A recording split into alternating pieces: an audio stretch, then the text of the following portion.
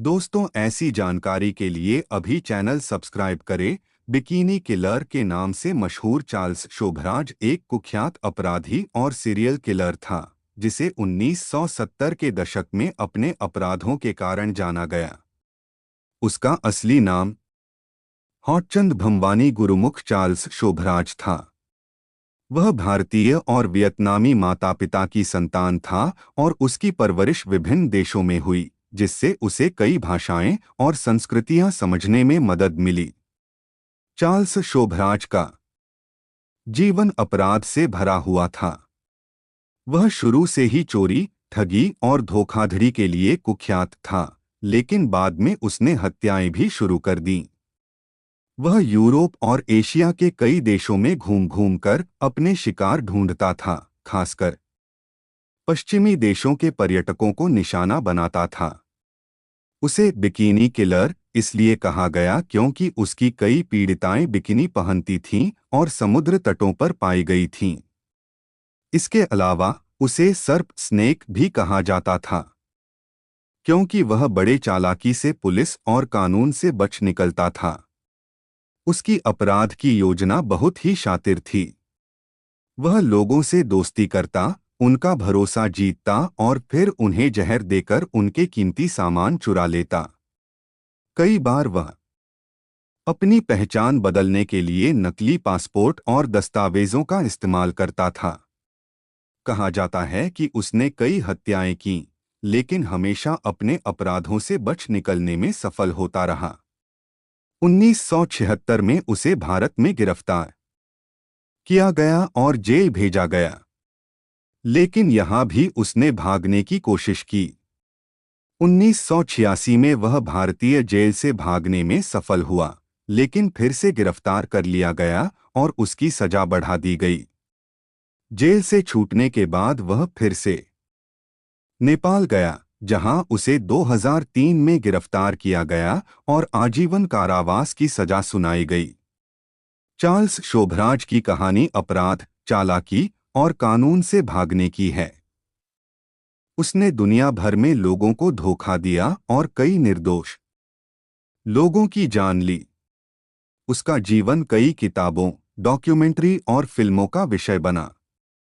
Charles Sobhraj के जीवन की और भी कई रोचक बातें हैं जो उसे एक खतरनाक और रहस्यमय अपराधी बनाती हैं।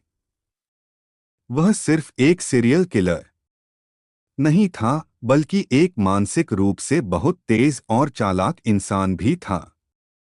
उसका आकर्षक व्यक्तित्व और कई भाषाओं में उसकी पकड़ ने उसे कई बार मुश्किल परिस्थितियों से बाहर निकलने में मदद की। बचपन और प्रारंभिक जीवन। शोभराज का बचपन मुश्किलों से भरा हुआ था। उसकी मां वियतनामी और पिता भारतीय थे, लेकिन उसके पिता ने उसे और उसकी मां को जल्द ही छोड़ दिया था। वह अपने सौतेले पिता के साथ पला बढ़ा, जिससे उसके जीवन में असुरक्षा और बगावत की भावना उत्पन्न हुई। युवावस्था में ही वह छोटे-मोटे अपराधों में शामिल हो गया। किशोरावस्था में ही उसने चोरी और फ्रॉड जैसे अपराधों की शुरुआत की थी।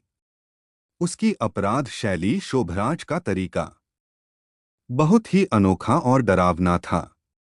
वह पर्यटकों को अपना शिकार बनाता, खासकर वे लोग जो एशियाई देशों में घूमने आए होते थे। वह अपने शिकारों से पहले दोस्ती करता, उन्हें अपना भरोसा जीताता और फिर धीरे धीरे जहर देकर उनकी हत्या कर देता। कई बार वह सिर्फ लोगों को लूटता और उन्हें छोड़ देता, लेकिन कुछ मामलों में उसने हत्या कर दी। भागने की कुशलता। शोभराज ने कई बार जेल से भागने के कारनामे किए। उसे एक अत्यंत चालाक भगोड़ा कहा जाता था। 1986 में भारत में उसने तिहाड़ जेल से भागने के लिए एक अद्भुत योजना बनाई थी। उसने जेल के गार्ड्स को मिठाई में नींद की गोलियां मिलाकर खिला दीं, जिससे गार्ड बेहोश हो गए और वह जेल से भागने में सफल हो गया। हालांकि कुछ दिनों बाद उसे फिर से गिरफ्तार कर लिया गया। अंतर्राष्ट्रीय अपराधी चार्ल्स शोभराज ने केवल एक देश में अपराध नहीं किए, बल्कि वह कई देशों में सक्रिय था। उसने भारत, थाईलैंड, नेपाल, मलेशिया और कई अन्य देशों में हत्याएं और चोरी की। उसने कई बार नकली पासपोर्ट और पहचान पत्रों का उपयोग करके खुद को पुलिस और अधिकारियों से बचाया। वह हमेशा नई पहचान के साथ नए देश में दाखिल होता था, जिससे उसे पकड़ना बहुत मुश्किल होता था। मीडिया का आकर्षण, शोभराज के अपराधों ने उसे मीडिया में भी बहुत प्रसिद्ध कर दिया था। उसे अपराध की दुनिया में एक प्रकार का सेलिब्रिटी माना जाने लगा। कई पत्रकार और लेखक उसकी कहानियों से प्रभावित हुए और उस पर किताबें और डॉक्यूमेंट्री बनाई गईं। उसकी जिंदगी पर आधारित फिल्में और टीवी सीरीज भी बनाई गईं। वह अपनी प्रसिद्धि का भी आनंद लेता था और खुद को एक विशेष तरह का अपराधी मानता था। सजा और जेल जीवन। 2003 में नेपाल में उसे फिर से गिरफ्तार किया गया और हत्या के आरोप में आजीवन कारावास की सजा सुनाई गई। उसके जेल जीवन के दौरान भी वह मीडिया में चर्चित रहा। वह कई बार इंटरव्यू देता था और अपनी कहानियों को बढ़ा-चढ़ाकर पेश करता था। उसकी एक खास बात ये थी कि वह खुद को कभी पूरी तरह से दोषी नहीं मानता था और अक्सर अपने अपराधों को न्यायसंगत ठहराने की कोशिश करता था। चार्ल्स शोभराज का जीवन एक ऐसे अपराधी की कहानी है जो कानून से भागता रहा, लेकिन अंततः अपने किए का सामना करने के लिए मजबूर हुआ। उसकी कहानी यह दिखाती है कि किस तरह चालाकी, धोखा और निर्दयता से भरा हुआ जीवन भी अंत में अपने अंजाम तक पहुंचता है।